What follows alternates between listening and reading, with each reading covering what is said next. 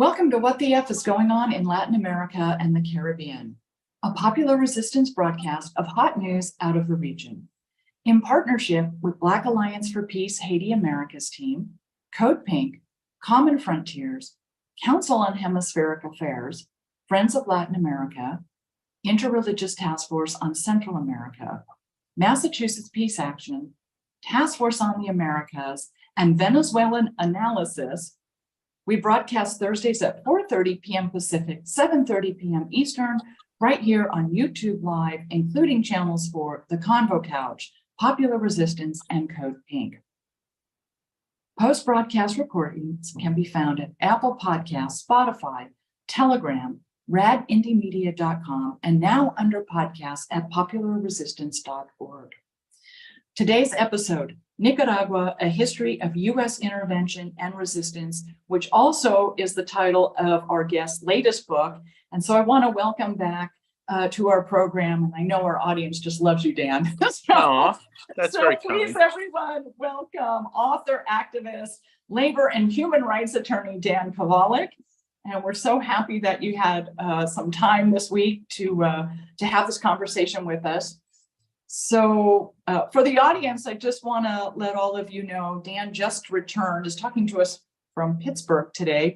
He just returned from an international delegation to Nicaragua, and I am hosting the program from Nicaragua today. So I'm still here. So let me give the audience a little bit of background, just a quick introduction to your book, Dan, and then we can have a conversation about the content. So for the audience, I'm going to share with you some words from some very good friends of mine and Dan's, John Perry and Jill Clark Golub. They are fellows with, Jill's an editor and John's a fellow with the Council on Hemispheric Affairs. So are you, Dan, I believe. Yes, I am. I am a senior research fellow. Yes. Senior research fellow. I sit on the board, and for the audience, just remind you that COHA, Council on Hemispheric Affairs, is a broadcast partner of this program. So here's a brief introduction from Jill and John. The latest book by labor and human rights attorney Dan Kovalik, entitled Nicaragua, A History of U.S. Intervention and Resistance, published 2023 by Clarity Press. It's about 300 pages, 292, I think they say exact, is a worthy addition to the author's collection of works on countries targeted by U.S. imperialism, such as Venezuela, Russia, and Iran, while giving readers a thoughtful and much fuller picture than one can glean from the corporate media. This volume tells an engaging tale based on personal experience and extensive research. And so it's your personal experience we want to hear about because you have a great story as to how you first came to Nicaragua. Maybe we should start with that because it's just really wonderful and very inspiring. Yeah, well, thank you. First of all, thanks for having me on the show, Terry. It's always a pleasure. I came to Nicaragua in 1987, and I actually took a month off of college to come. I was 19 at the time. By the way, it was for the first time ever when I was being interviewed by Alberto Mora last week in Nicaragua. It hadn't occurred to me ever in all these years that I went to Nicaragua when I was 19. Of course, July 19th is the big celebration. So anyway,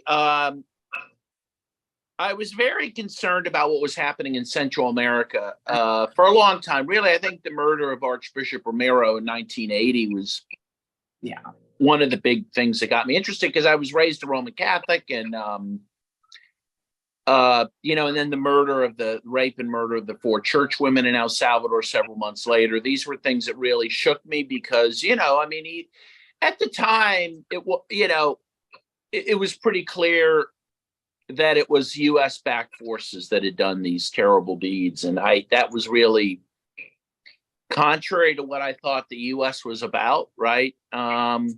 So I continued to follow what was happening. Most of the people in my life were very right-wing people. I had this a priest in high school named Father Putka, who was this very ultra right-wing priest who actually brought a Contra leader to Oh, wow. Cincinnati to speak, and he was very supportive of the Contras and everything. Totally antithetical to the liberation theology happening Yes. in Latin America and the Caribbean. That aspect of it. Yeah. Yeah, though Wow. he'd probably get along pretty well with the priests in Nicaragua right now. But Touche. any case, but I continued to be interested in it. But I was having my doubts about what this Father Putka was saying, and but anyways, I think I just decided that I had to go to Nicaragua for myself to see what was happening, because I was hearing very different things from very different people. So I took a month off from college to do that. And I spent a month in Ocotal, Nicaragua, doing reforestation work with the Nicaragua Network, which is now, the Alliance for Global Justice. The Alliance for Global Justice, based in Tucson, Arizona, really grew out of the Nicaragua Network. And it was an incredible experience. I mean, for someone like me who had never left the U.S. except to go to Canada a couple times with my parents as a kid, it was a real shock to the system. I'd never seen such extreme poverty. And I was very struck by that, and immediately struck with, wow, so my country's saying Nicaragua is this huge threat to us, and we have to arm the Contras because the Sandinistas are just, according to Ronald Reagan, just what did he say? I forget. He said a 2-day march to the Texas border or whatever, which isn't true. But and then you realize these folks aren't a threat to anyone. I mean, this is a very poor country, not well armed. Certainly had a lot of spirit to their fighting because they were defending their homeland. But, the idea that they could be a threat to the mighty United States was a joke, and became very apparent very quickly in Nicaragua.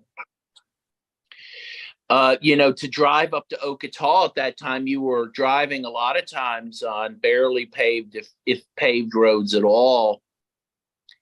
And Ocotal itself was so poor at the time. This is, again, in 1987. So can we just stop for a minute for the audience so that we all understand why the country was so poor? Because this, in the 80s, they had the Sandinistas, the FSLN, the Ortega government. Well, it was a junta, it was a combination government at that time, had just overthrown 2 generations of US-backed dictatorship, the Somoza regime. Right. Which was just exploiting the country, human resources and natural resources. Yeah. So, I mean, first of all, Somoza, who the U.S. helped install and backed, he and his 2 sons from 1934 till he was overthrown. The third one was overthrown in 1979. The Somozas did nothing to develop the country. They looted the country badly, particularly the last Somoza, who stole all the aid money after the earthquake. In fact, being a Pittsburgher, this led directly to the death of Roberto Clemente, our great baseball player for the Pirates, who had been sending aid down, and then read in the newspaper that Somoza was stealing all the aid. So he decided to fly to Managua with aid himself, feeling like, I got to do this myself if I'm going to get aid there. Tragically, his plane blew up on the runway in Puerto Rico, and he died. So I mean, the corruption of the Somozas was legion. I mean, it was famous. Even the New York Times talked about it, despite the fact that he was a darling of the United States. So when the Sandinistas took over, of course, their main goal was to bring healthcare, education, and development infrastructure to the country. They began to do this, but within they barely had time to breathe before the U.S. was backing these contra-terrorist groups against the country in 1981, who, in addition to terrorizing the population, destroyed, critical infrastructure like electrical power plants and hospitals and clinics.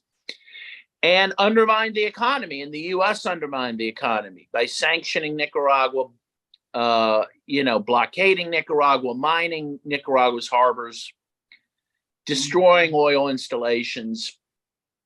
And so by 1987, this war had been going on for about 6 years, and all the hard work the Sandinistas had done in terms of development and social programs was being greatly undermined. It was very hard for them to continue these programs, given that, most of their resources had to be put into the war to defend themselves. By the end of the war in 1990, 30,000 Nicaraguans had been killed in this war, and the economy had been devastated. So when I was there in 87, again, 6 years into the war, this was not the best time for Nicaragua. This was a difficult time economically, and the people were tired and exhausted from this war.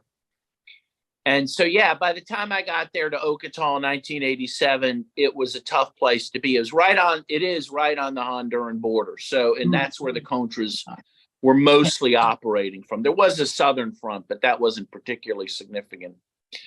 The real significant front was in Honduras, and Ocotal was right in the, crosshairs of that. So the water situation was bad, even for us, the American delegation, who tends to be treated well in countries like Nicaragua. We didn't have running water. They brought water to us every day in this big plastic container. And even that, I don't think was clean. I mean, we were very sick for a month, every single one of us. We were just puking all the time. And I'm not saying that to complain, but to say that this was how people were living. Like, most people were not having water delivered to them every day. And so, and electricity was sporadic. There were a lot of blackouts. And again, one sign that kids are of poverty is that kids did not have shoes. Kids were literally wearing rags. I mean, I had never seen anything like it. Honestly, I haven't seen it often even since. It was a very difficult situation, and it was heartbreaking to see, knowing that my country was behind this and that my country was attacking these poor people. And I would go to church. Again, I was very devout Catholic at the time. I would go to church on Sunday at the main cathedral there in Ocotal, which is famous because it was the site of battles between Sandino's forces and the Marines in the 1920s. Ocotal also was bombed. Oh, yes. Yeah, they even have a plaque. It was bombed in 1927 by U.S. Marine forces in some of the first aerial bombings in world history. And no, that was before the Spanish Civil War, which really accelerated. It did accelerate. Now, the first ones, as I point out, like, with Guernica and all that, right? Famously, Picasso. I didn't realize that they did it, that the U.S. did that earlier. Yes. Now, I do mention in my book, the Italians did it even earlier in Libya in 1910, I believe. But still, this was not a common thing to do. Although, as I also mentioned in my book, the Wright brothers. Now, I went to the school in Dayton. Wright brothers are from Dayton, Ohio. And they built their plane thinking that the only use for it, that the biggest use for them to make profit would be to sell it to the War Department for bombings. That is, because at the time that those planes were tiny, right? So they didn't think of them as having commercial use, but they thought, hey, we could make some money selling them to the War Department to drop bombs. I never knew that. Oh my God. Wow. And that's what they were used for. So Ocotal was the situs of all this. And again, the cathedral had been a site of it. And I would go to the cathedral every Sunday. In fact, I was back in Ocotal last year, and I went back to the cathedral, and it was like a flood of memories. It hadn't changed at all. All the statues, everything. It really reminded me of it. But when I would sit there at the time in 1987, I'd be praying with the Nicaraguans. It shook. My world was shaken. Not only did I on this trip, I really felt disillusioned in my government in the United States. I became disillusioned in God, because I was with these poor people praying for peace. And I said, God, and I just felt like God is not answering these people's prayers, and I was, again, my whole world was shaken by this. And I just, when you saw these people struggling, it really was impactful. I never had an experience like it even since. I mean, it changed my life, and I became a real diehard anti-imperialist after that. And I never, ever was shaken from that. And then I went the next year, I drove there with the Veterans Peace Convoy. I drove to Nicaragua from Dayton, Ohio, where I was still going to college, but it was during the summer, so I didn't have to take any time off from school. And that was a fascinating experience. First of all, it took about 2 months just to start crossing the border, because the U.S. Customs and Immigration would not let us leave the country, because they said we were bringing contraband. They wouldn't let you leave the United States. That's correct. Okay. So what happened is the day but you would have been going into Mexico. But they knew we were going to Nicaragua. So when we made a big thing of it, we had press conferences. We had all of our trucks were painted with all kinds of graffiti, Viva the FSLN. We were very clear about what we were doing. You're clear on the mission. For a reason, because we wanted to challenge the blockade, right? And we had our trucks filled with humanitarian aid. It was all just humanitarian aid, but the government said, I think it was the Treasury Department who regulates these things, said that, but the trucks you're planning to leave there, which was true, those could be used to move troops. So that's that's military. But didn't they leave Toyotas in Afghanistan and Iraq? I suppose. But the point is, they said we were acting illegally by bringing these trucks and wanting to leave them there. So on the day we left, so we left as a convoy. At the time, I don't know how many trucks we had, but we had a lot at that time. I don't know if it was certainly scores of trucks, all lined up again with graffiti and all this. And we headed to the border, to go through customs, but as a line of trucks. And as we approach, customs officials or whoever they were, I'm not sure who they were, but the U.S. police type officials attacked the first car. They smashed the windows of it and threw tear gas in there. Oh, wow. And inside, by the way, was Jerry Condon, who I think you know. Oh, our good friend, yeah. Raul Valdez and Bob Livesey, all Vietnam veterans. And they, I watched this happen, with the truck fill up with tear gas, and they did not let us cross. So all of us then recamped in Laredo for a bit. Then we drove to Washington, D.C., did a couple loops around the White House, again, protesting this thing. And then driving back to Laredo, where we waited for several weeks to try to cross. Wow. In the meantime, we sued Secretary of State George Shultz in federal court. We would ultimately win the case. The judge found we were being unconstitutionally treated by not being able to leave the country and bring this in.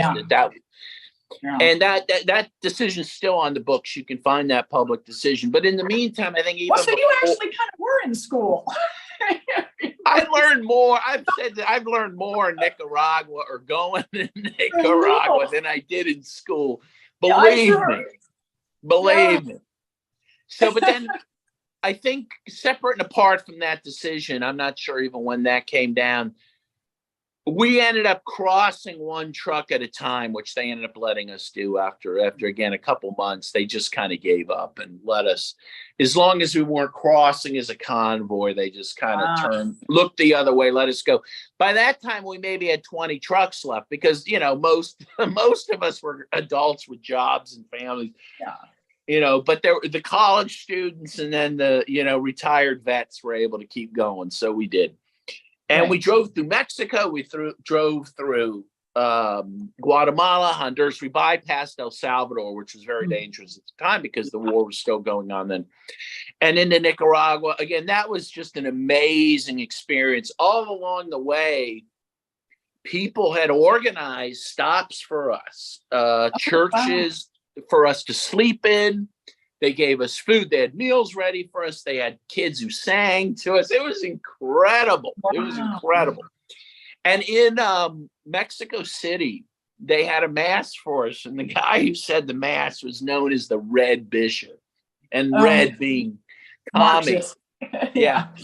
All those and I'll never forget what he said. He said, if you were to follow Jesus Christ on earth, you must follow his disciples on earth. Saint Fidel Castro, Saint Daniel Ortega, it was great.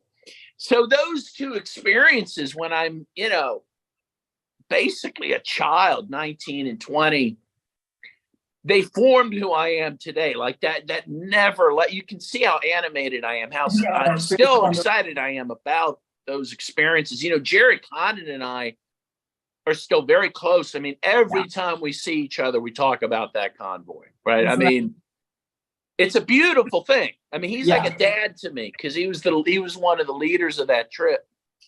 And I just love the guy.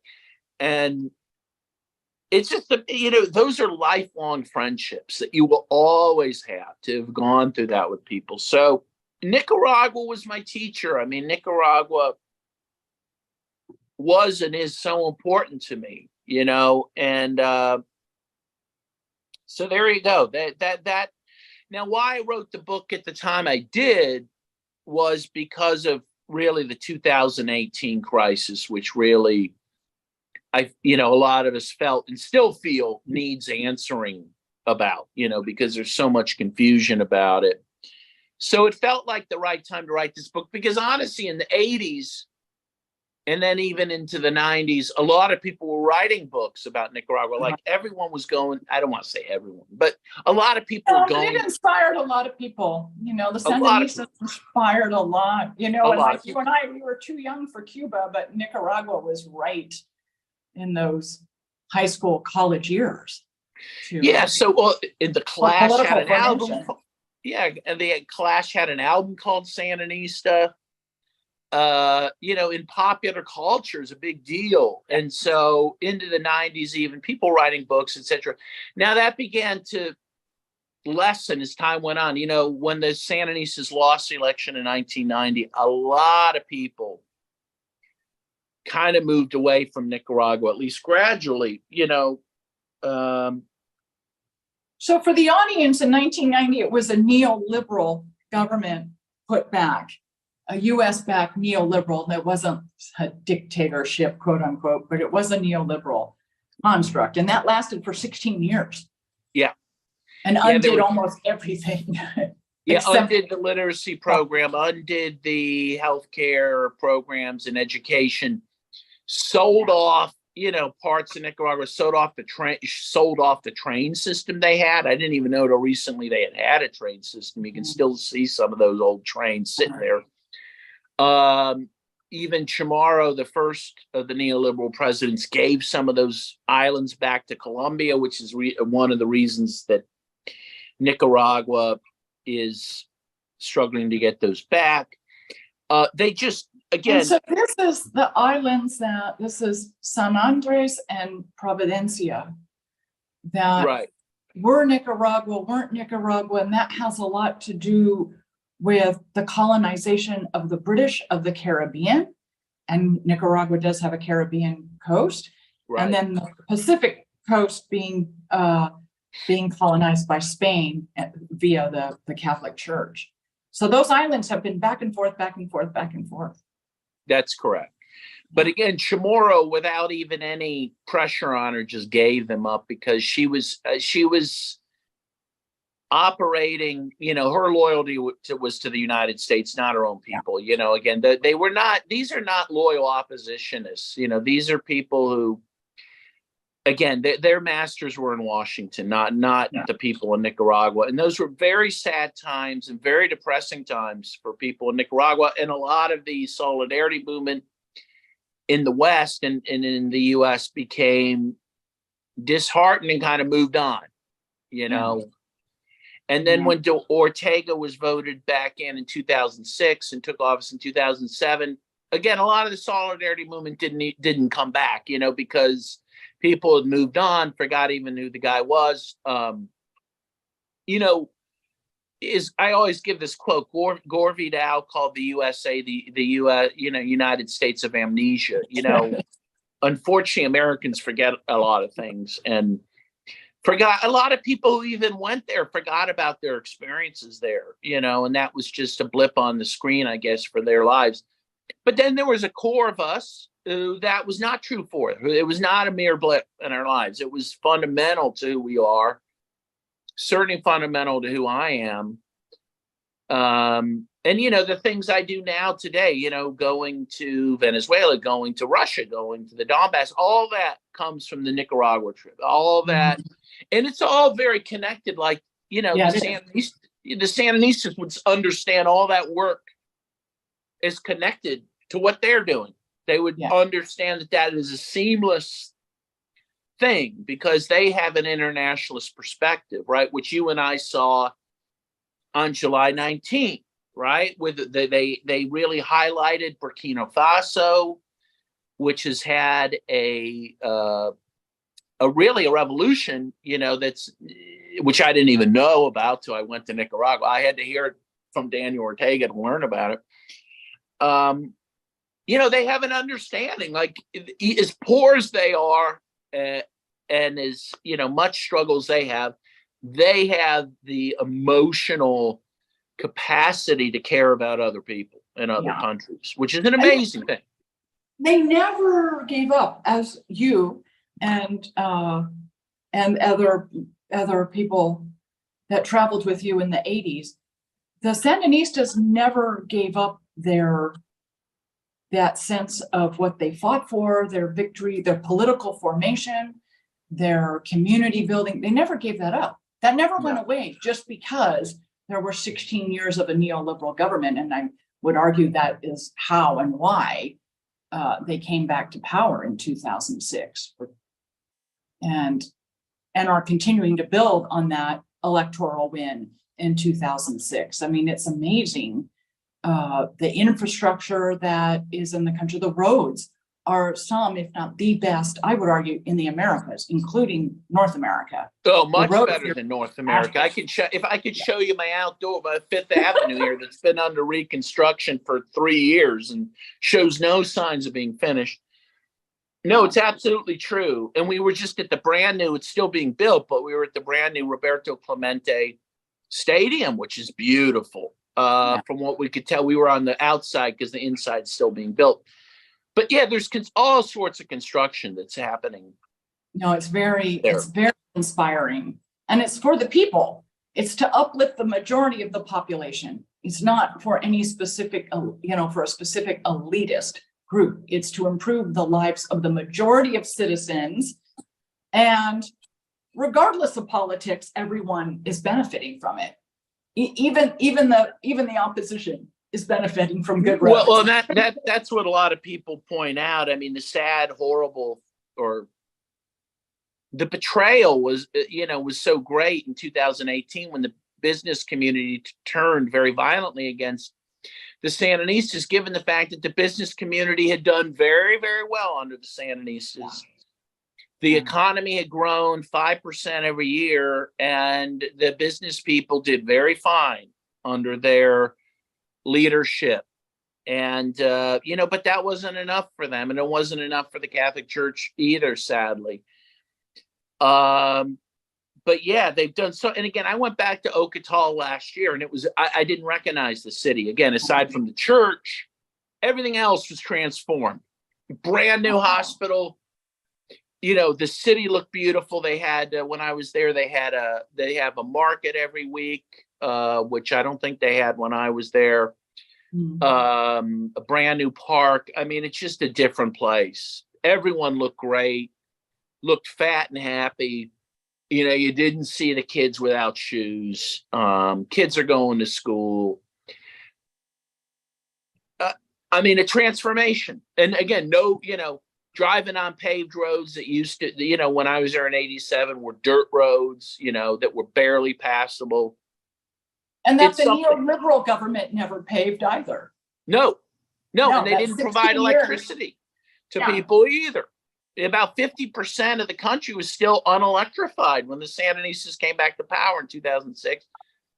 And a lot of the country didn't have running water or sewage. You know, I mean, again, the Somosas and the neoliberal governments did nothing, even in terms of development. Sometimes, at least, you know, these neoliberal governments and even dictatorships at least will do some sort of development. It may be unequal or whatever, but these folks had no interest in that. They just had interest in lining their own pockets and preserving the real estate and the natural resources for U.S. business interests. Exactly, which they benefited from, which they got kickbacks from. And they had and have utter contempt for their own people. You know, the vast majority of people in Nicaragua are peasants and working class people, and that opposition has no interest in those people, which is the vast majority of people. They look down on those people. You know, I'll tell you a little anecdote. You know, and I noticed this. At the hotel, and it took someone to point this out to me. I did a little film on Nicaragua a couple of years ago, and my camera guy and director was a guy named Herman from Montreal, but he's originally from Colombia, South America. And he was very impressed when we ran into these farmers on the road who were in this horse-drawn carriage, and we talked to them. And after we left, and again, this didn't mean anything to me, but he pointed this out. He said, Dan, and Herman's been to like 64 different countries or something doing filming. He'd been everywhere.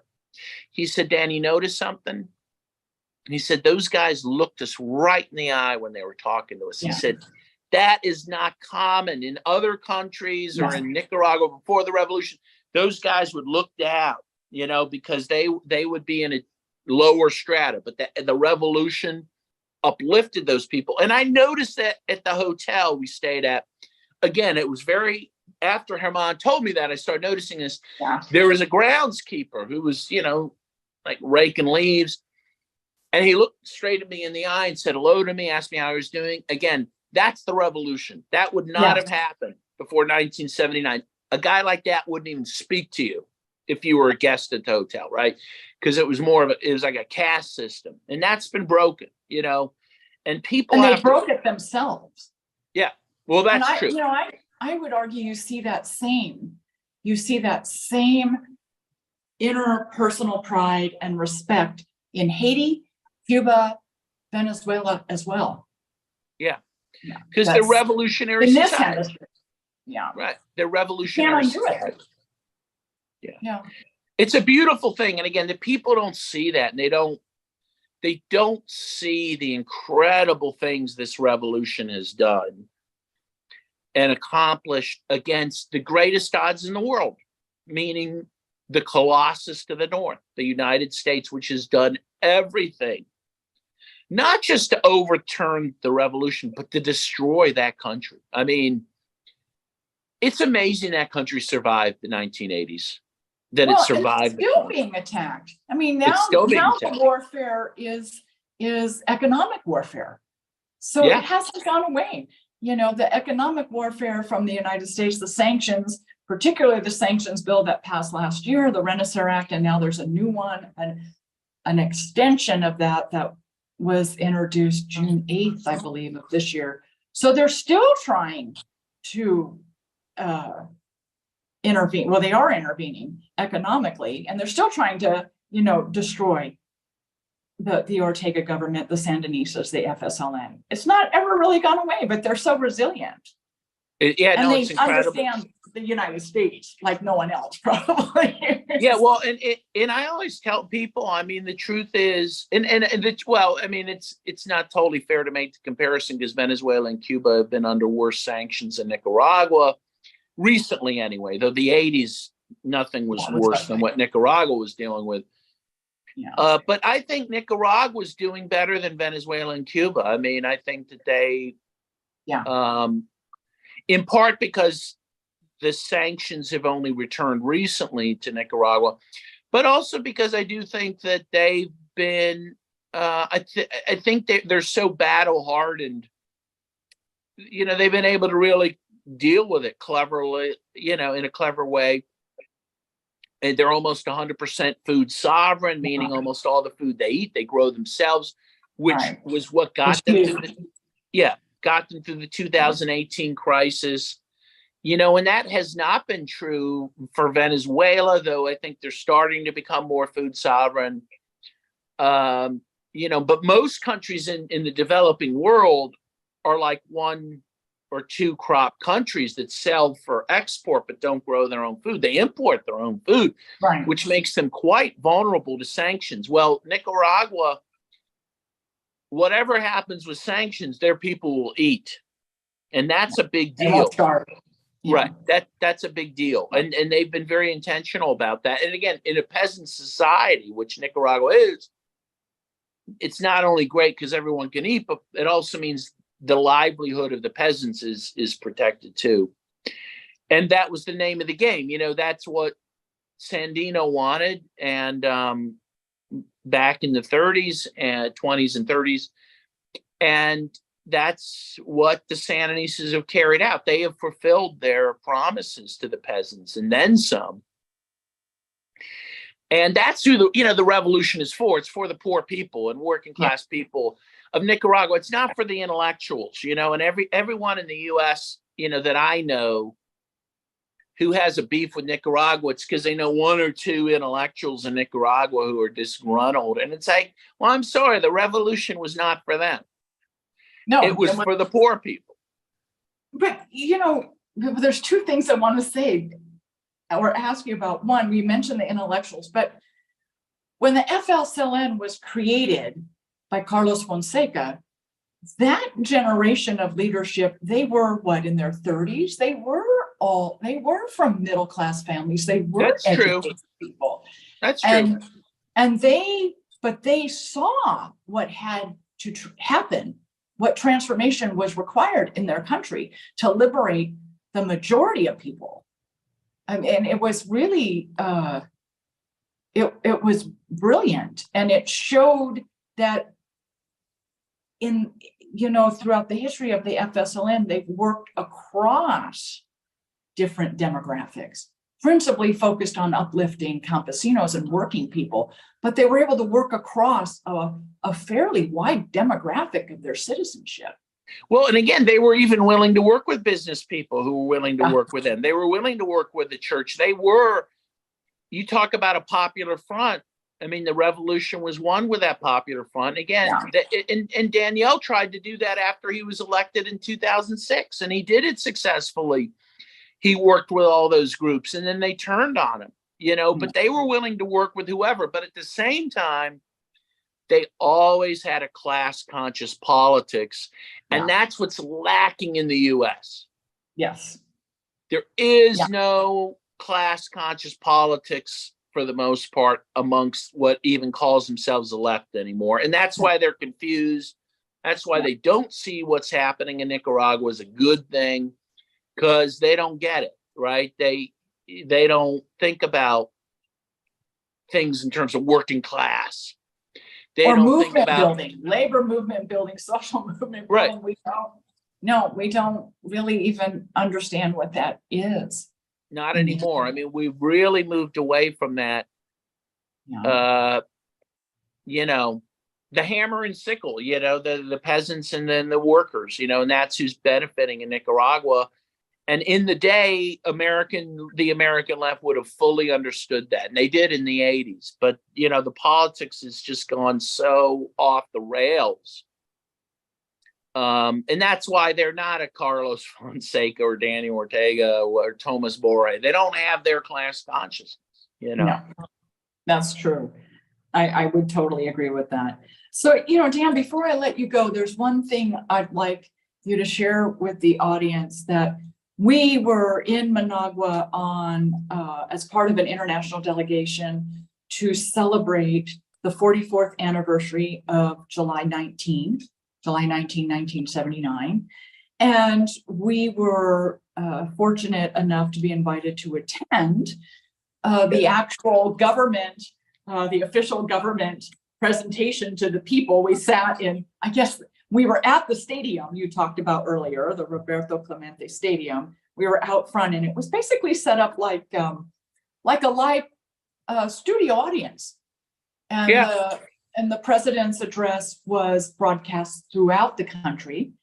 And he talked for almost 2 hours. I know some people, I remember being back at the hotel and some people saying, wow, that was very long. And he talked about a lot of this, that, and the other thing. I said, no. You have to understand that we were basically part of a televised studio audience. Ortega used that hour and a half, 2 hours to talk to his people across the country on the 44th anniversary. So we were fortunate to be part of the studio audience. I would frame it that way, I think. But his talk was so really profound. A lot of history, reiterating the 200-year history of Nicaragua to the population with, highlights on Sandino and Carlos Fonseca. And as you mentioned earlier, the other liberation movements around the world. And one guest did talk about Thomas Sankara. Yeah, and Ortega mentioned that. He opened talking about him and his assassination. He got to meet him, he said, in 1986. Yeah. And again, like, I learned stuff from it. Yeah, he uses these talks to educate people, his people, about the world and about history. It's an incredible thing. No, he's so very real about it. He's just a normal person talking. It's hard to fathom, but I mean, and he comes across in many ways like an activist himself. Yeah, still to this day. That's what he is. And he wore a baseball cap. I don't even know what it was on it. It wasn't anything political, and kind of a windbreaker. And then when it was over, he just walked out with no security and let people totally mob him and almost crush him. But he loved it. He loved it, and he hugged people, and he took selfies. Could you imagine if you tried that with Joe Biden? You'd be shot. I mean, yeah. You'd be in prison at the very least. Maybe. Yeah, no, it was amazing. And it shows how popular he is and how confident he feels with his own people. Yeah. And there another, just again, a little anecdote. There was a guy from the international delegation. I'm not sure where he's from, and I didn't know where he's from, but he was kind of oddly sitting on the floor in front of us. So like in front of the stage, a little far removed. Between the chairs and the stage. Yeah. And he was sitting there with this flag, and he kept trying to get Danielle's attention. And I'll be honest, I thought the guy seemed like a nut. Okay. But Danielle invited him up. And that was the first banner. That was the gentleman with the first banner. Yeah. And Danielle signed it. That gentleman was from the guerrilla movement or the resistance in Chile. Okay, which is great. But, again, he seemed like he was seemed kind of weird what he was doing. But Ortega, the president of the country, said, come on up. Yeah. Guy sitting on the floor, and he brought him up and he held the flag up. I mean, this would never happen. This guy would have been thrown out in the United States if he he wouldn't have even been allowed to sit there, much less. He would not be allowed to sit there. It was his frente, the banner of his. Yeah, he was so proud of it. Resistance against Pinochet. Yeah. Ortega showed it off, and it was great. But again, it shows what confidence he has in humanity and in people, that this guy wasn't crazy and still connecting on that level, right? Because after that banner was signed, about 3 or 4 more people came up with their and then a lot of people came up. That's right. That was really great. And we need to point out to people, we did not go through metal detectors to get into this event. It was outside. There were no metal detectors. No. There was barely any security. Again, you could not imagine this at a U.S. presidential event or even a presidential candidate event. Right. That guy could have had a knife. That guy, he could have had a gun. And yet he was welcomed up to say hi to Danielle. That's an incredible thing. That shows someone, again, who has total confidence in the people. And that's just an amazing thing. And they and him. Of course. And him. Yeah. Yeah. It's a really wonderful energy. And, you know, as you had said earlier, when we started our conversation, how much the Sandinistas and the FSLN have inspired you and so many other people. And so at that event on the 19th, to see these other people with their, you know, resistance banners of this, many of them the same era, actually. Yeah. And to still be, you know, all so close and in solidarity with each other's battles. And Ortega reinforcing that solidarity right in front of the world on camera. It was just really beautiful. It's incredible. But it shouldn't be noted, actually, there were a lot of Chileans who fought with the Sandinistas, a lot who after Pinochet came up and worked with the Sandinistas. And, you know, so there's just so much overlap between all these struggles. Yeah. Pretty amazing. It's a really beautiful thing. And so in closing, what would you like to share with the audience? What's the most important thing to you regarding, I mean, your whole story is wonderful, for the audience to know? I mean, I just think the main thing is that we need to keep faith in these movements. We need to support Nicaragua. We need to support Venezuela. We need to support Cuba. These are countries under attack, and they're under attack from our own country. We cannot abandon these people, but also we should learn from them, and we should visit these countries when we can. And it really is a mutually beneficial thing to do that. I always have energy and inspiration when I come back from these countries. The revolution, I guess what I would end by saying is the revolution continues. It has not died. It did not die in the 80s. It did not die in the 90s. It continues, and it deserves our support. Wonderful. It never died in Nicaragua. Never did.